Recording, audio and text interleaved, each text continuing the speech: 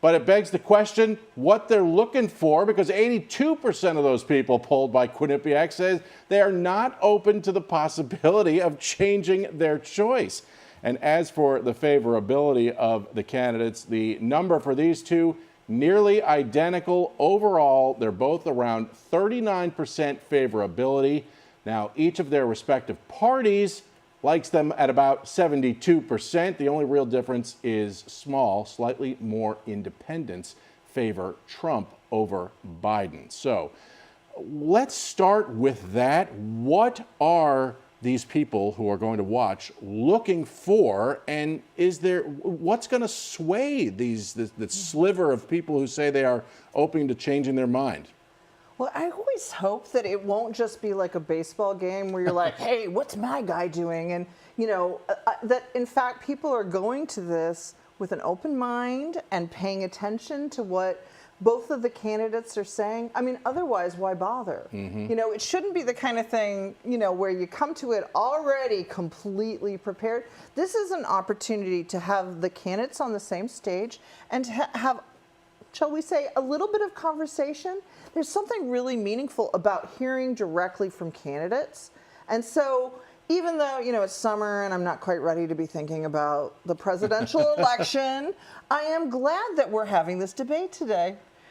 Yeah, I have to agree. I am excited to see both candidates show up. I mean, that was just the first step, right? Showing up. President Trump said anywhere, anytime. He allowed President Biden's team and CNN to really call out whether it's sitting and the mic cut off and some of the other things. We'll put the rules aside. I think what the American people want are solutions. We have yet to hear from Biden. He's been gone for a week to do debate prep as we have a raging open border crisis, a devastating economy. So what American people want today is solutions. What candidate is going to really talk about the fact that prosperity is possible? And I think if you look at President Trump's record, he had 4 years where we had world peace, lowest inflation, highest record high number of employment for all people. It wasn't just one demographic. We even had the highest number of employment for Black Americans. And I think that's something to celebrate today as we start comparing that with Joe Biden's record. So I think Americans are truly looking to see,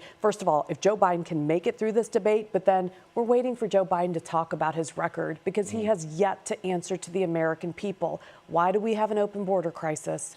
Yeah, we're going to get into all that. We're going to get into some of those specific issues, and we're going to talk about the rules and the format in just a minute or two. Tell me what Ohioans want to hear tonight out of these two. Mehek, go ahead and start. Sure. For Ohio, I think there's such an important trickle-down effect today because most Ohioans are paying about 19 to 20% on diapers, grocery, gas, you name it. Go to Bidenomics.com. Americans for Prosperity has done a phenomenal job really talking about the economy. So what Ohioans are looking for is what can the presidency do for me? And what has Sherrod Brown done, right? Because if there's a trickle-down effect, then it's not only Biden's bad policies, in my opinion, it's also Sherrod Brown rubber stamping that. So Ohioans are looking for that path to prosperity. What are you going to do for me in terms of the economy? Because we're struggling. And look, I said open border crisis because we had a death in Butler County. That's in Ohio. So we are hurting. The last 4 years have been really hard for families. So Ohioans are looking for solutions. It doesn't matter where you live today. That wide open border is at our doorstep here. Talk about the Senate race there. There's some indication there might be some ticket splitting there, but we could talk about that later. What do you think? I mean, since Mehek brought up the economy, Biden's going to probably stand up there and try to tell folks it's not as bad as it feels, right? So I think, one of the things, when I was invited, I said, well, I'm not really a Republican and I'm not really a Democrat. I think for many of us who are thinking about, what's going on with the economy, we're looking at inflation, but we should also be looking at the employment rate. When we think about, the cost of medicine, we should also be thinking about, Biden led to a reduction in the cost, for example, of medication for folks that have diabetes. And let's face it, those are many of us are dealing with that. So I think what folks are really thinking about are, of course, the economy. I also think that folks are thinking about, well, how do we how do we create a democracy that works for us? I think that there's some concerns. You know, when you think about President Trump's history, the storming of the Capitol, I think folks are trying to think about, well, how does this all play together? What do we know about both of the candidates based on, you know, they both served time as elected officials, as the president. So we actually know a lot. I think that they're just remaining questions. And then, you know, let's face it, these are two elderly men. Now, that doesn't necessarily mean that they can't lead the way, but it is the kind of thing that I think people are going to be watching to see, will one candidate sound super confused and will the other candidate be a little sleepy?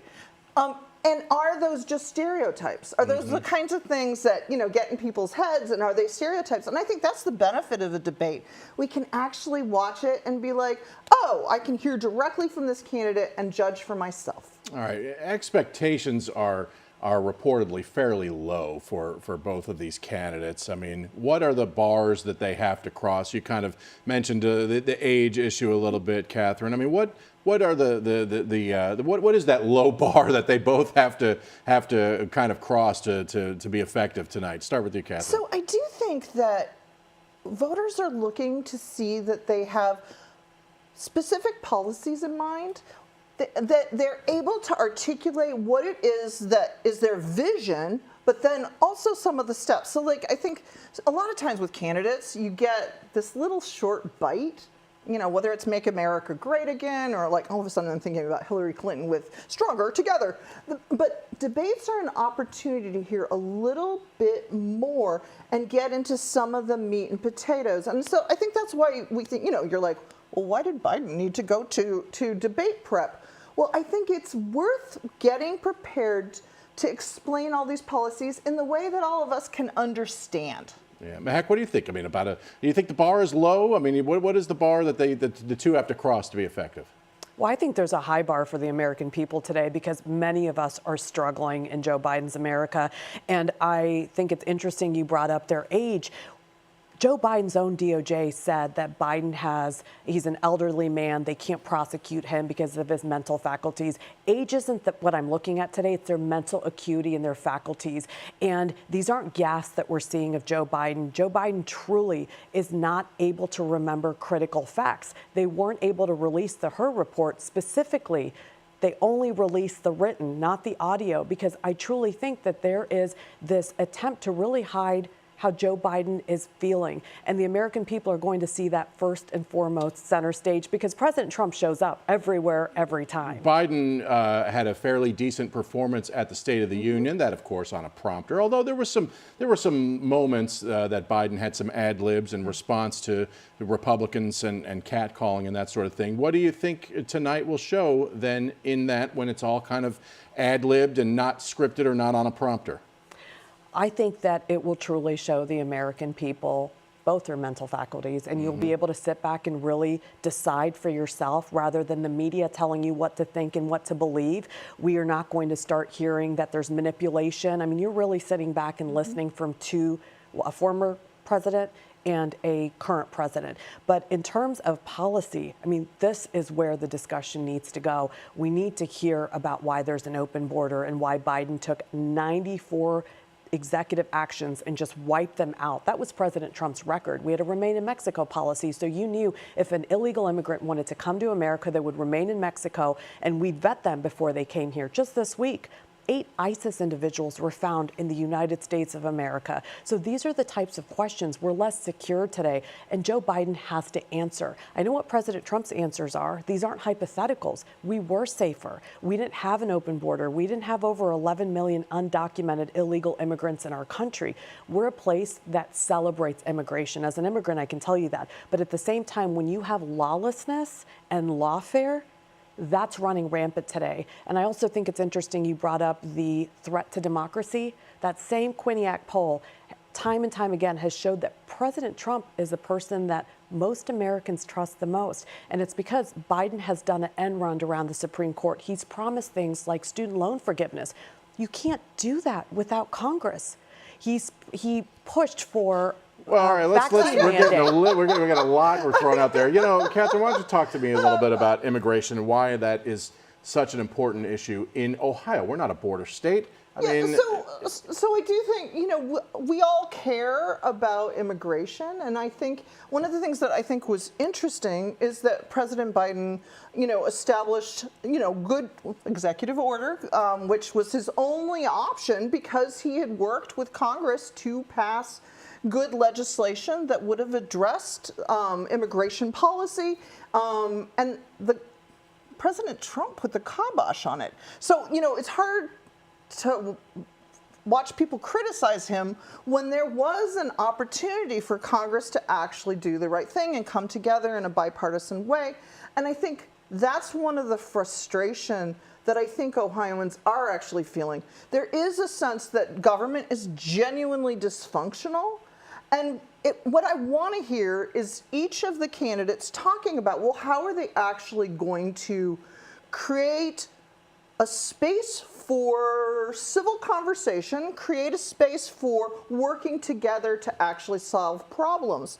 And I also think, how can I put this? I started thinking about the whole tripping, like how often I trip over my own tongue. Like, right? Sure, Like, how often I trip over my own tongue, and that it's a lot to expect people that are in the public view all the time to actually always sound as articulate as Jeb Bartlett from The West Wing. Like, please, how? tell me about it. I know it's sitting here. If I don't have the words in front of me, sometimes it takes me a second to pick out exactly what I want to say. I understand what you're saying. So let me ask you this. How much do you expect tonight that these two are going to talk about their own records or talk about each other? I mean, and let me ask you this question.